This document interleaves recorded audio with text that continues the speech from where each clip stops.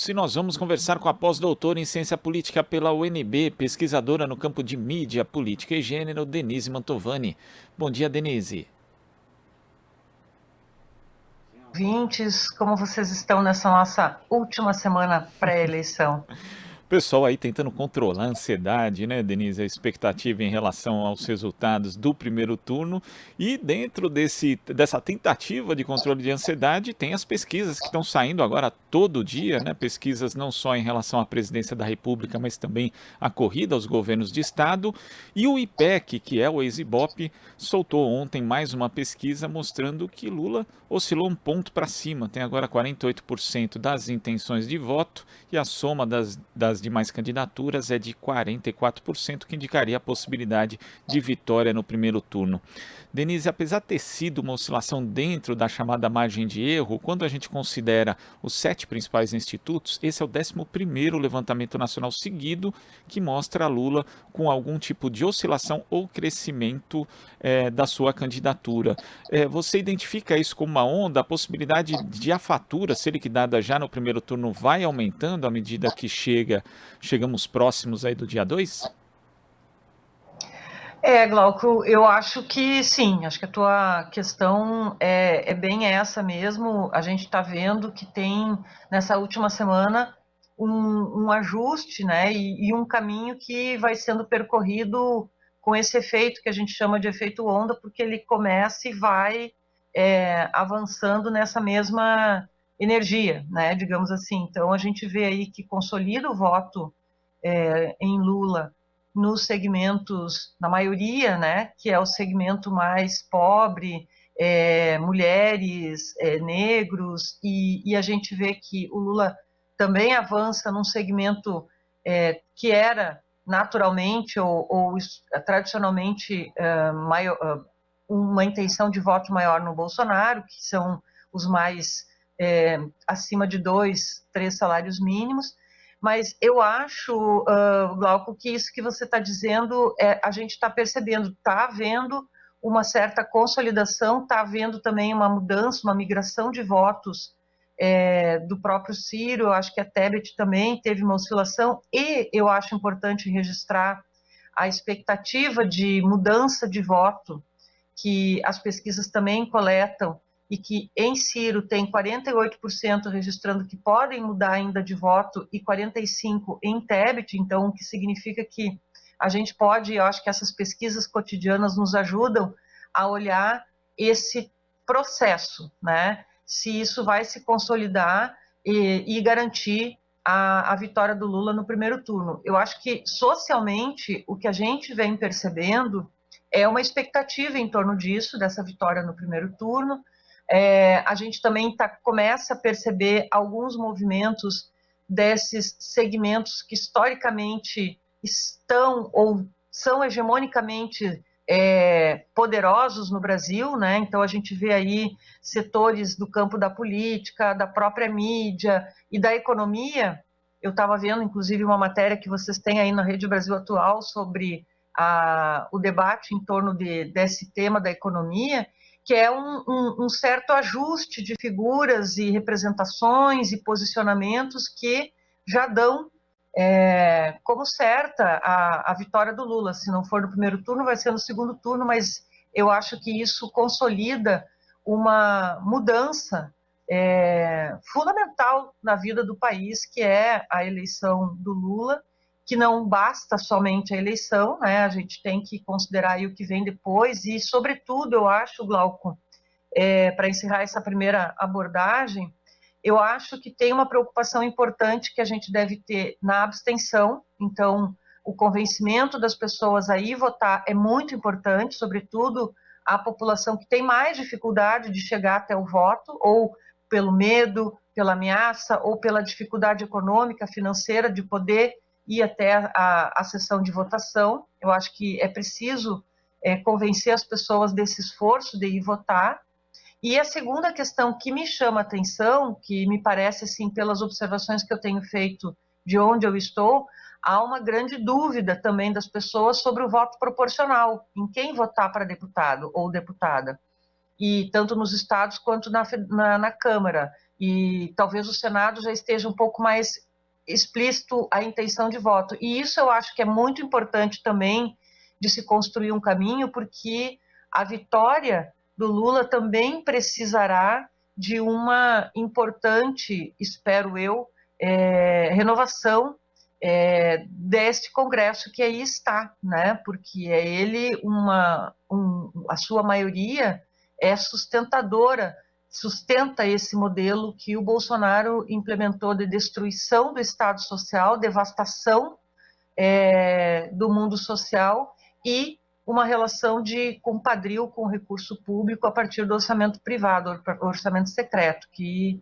é algo que é grave a gente iniciar um próximo mandato com o Lula, com todos os compromissos e necessidades que terá, com um orçamento sendo gerido por interesses individuais de parlamentares com seus jogos da política. Então, eu acho que esses são os elementos que eu diria assim, na última semana que complementam esta percepção de possível vitória no primeiro turno. Denise, falando a respeito desse ponto que você toca das bancadas legislativas, a gente tradicionalmente no Brasil tem elas, na verdade, bastante atreladas, por exemplo, a candidaturas fortes ao governo do estado, né?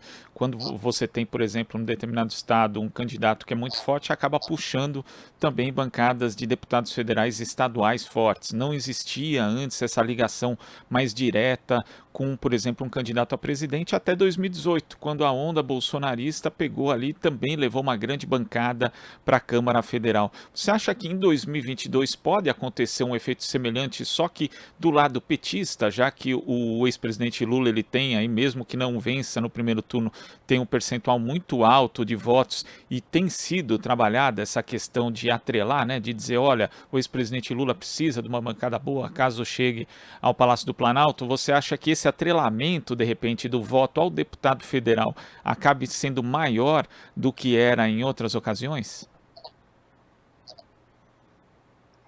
Glauco, é difícil assim de te dizer, de afirmar, porque a eleição é algo que, né, é uma incógnita, o que a tentativa, eu imagino, dos partidos seja um pouco essa, de construir um caminho que garanta uma consolidação. O que me preocupa nesse sentido de constituir uma bancada que dê sustentação a esse novo arranjo de governo é justamente essa decisão em torno de quem votar para o parlamento.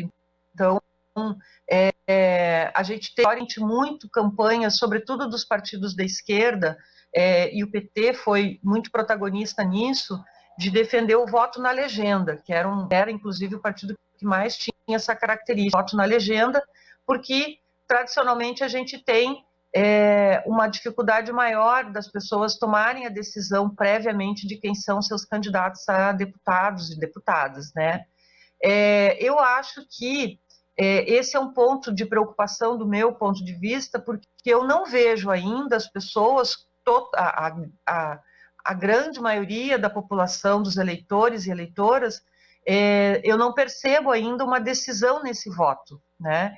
E isso seria muito importante para acabar acontecendo isso que você está dizendo, de construir uma bancada que seja mais ampla e que dê efetivamente sustentação para o governo que vai ser eleito e que boa parte dos prognósticos indicam que deve ser uma confirmação no nome do Lula já no primeiro turno.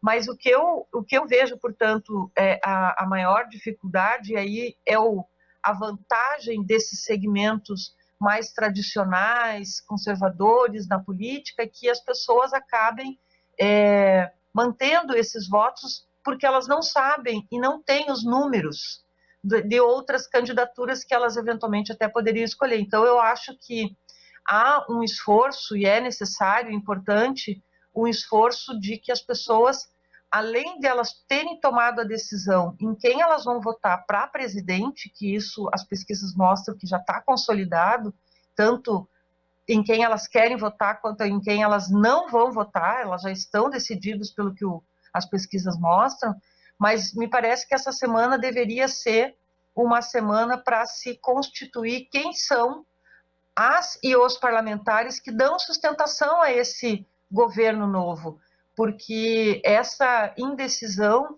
ela pode levar a manter o que está, porque é o mais comum, é o mais conhecido, ou um voto que pode ser nulo, né?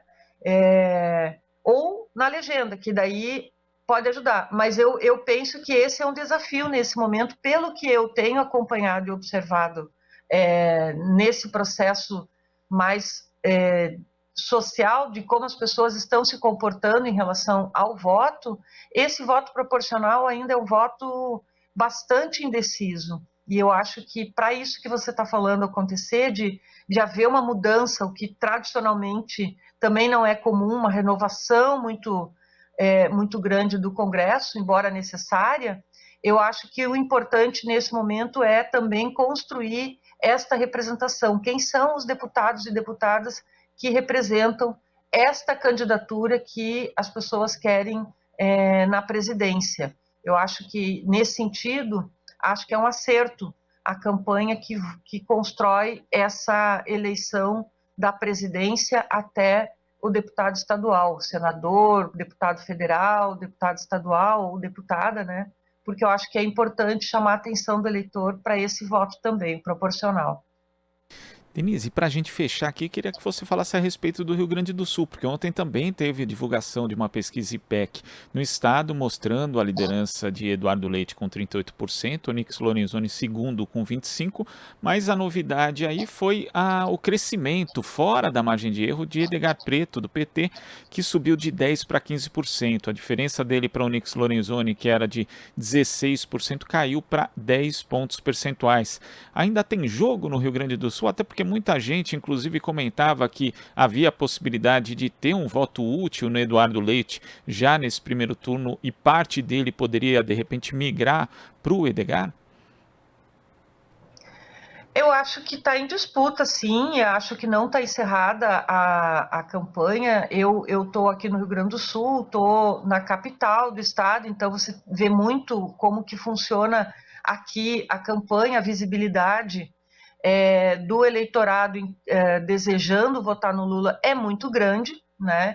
Então sempre parecia ser um certo descompasso esta intenção de votos, tanto no Lula quanto no Olívio, que é um candidato a senador que é muito querido dentro do Estado, inclusive por pessoas que não têm uma tradição de votar no PT, mas são progressistas. O Olívio é uma referência, então havia sempre aquela um estranhamento de como o candidato desta frente não estava junto, no caso, no governo do estado, o Edgar Preto. E eu acho que essa pesquisa, então, ela ajusta e ela leva a isso que você está dizendo. A tradição no Rio Grande do Sul é uma tradição das campanhas do PT de virar, né, de virar o voto. Isso aconteceu com Olívio em 98, quando ele foi eleito governador, na época as pesquisas não eram tão comprometidas com a lisura. Inclusive, na última semana, uma pesquisa deu como a vitória do candidato que acabou sendo derrotado pelo Olívio, quando governador. Isso não é uma coisa, não é novidade no Estado, a candidatura do PT virar o voto, né? Eu particularmente acho que há uma tentativa de criar esta ideia de um voto útil no Eduardo. Eu não creio que isso se confirme. Acho que o Eduardo, eu continuo achando que o Edgar vai para o segundo turno e talvez disputando com o Eduardo Leite, porque ele é um candidato que acaba tendo uma presença midiática melhor, mas eu não tenho dúvidas que a tradição do PT no Rio Grande do Sul é uma tradição de virar o voto e de chegar ao segundo turno, que me parece que o que a pesquisa apontou aqui é esse o caminho, né? Há um movimento forte de identificação nesse sentido. É um voto mais identificado, é um voto mais construído em torno da frente que o PT lidera, e eu isso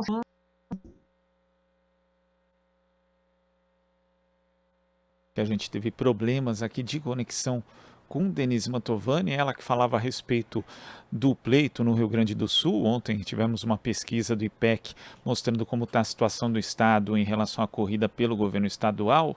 Eduardo Leite tem 38% de intenções de voto, Onyx Lorenzoni segue com 25%, e a novidade do levantamento foi a subida de Edgar Preto, que passou de 10% para 15%.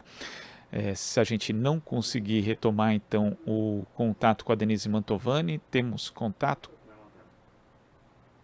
Olá, Denise. Oi, Glauco. Cortou um pouquinho hoje o final aqui. Hoje a internet não está nos ajudando.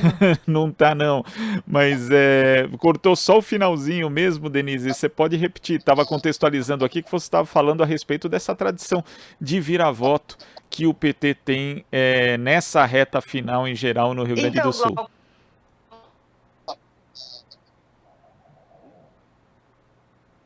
opa. Oi, Denise. Acho que restabeleceu o sinal. Oi, agora voltei a te ouvir. Voltei a te ouvir.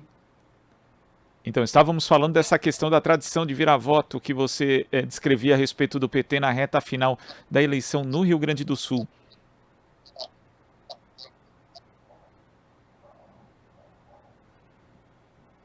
Acho que não conseguimos aqui, estamos tendo problemas de conexão com a Denise, mas a gente pôde acompanhar aqui a análise dela a respeito não só do cenário nacional, mas como também do cenário da disputa pelo governo do estado no Rio Grande do Sul. Nós conversamos aqui com a pós-doutora em Ciência Política pela UNB, pesquisadora do campo de mídia, política e gênero, integrante da Marcha Mundial de Mulheres no Rio Grande do Sul, Denise Mantovani. Nós vamos para um rápido intervalo e já voltamos. Estamos apresentando Jornal Brasil Atual. As notícias que os outros não dão.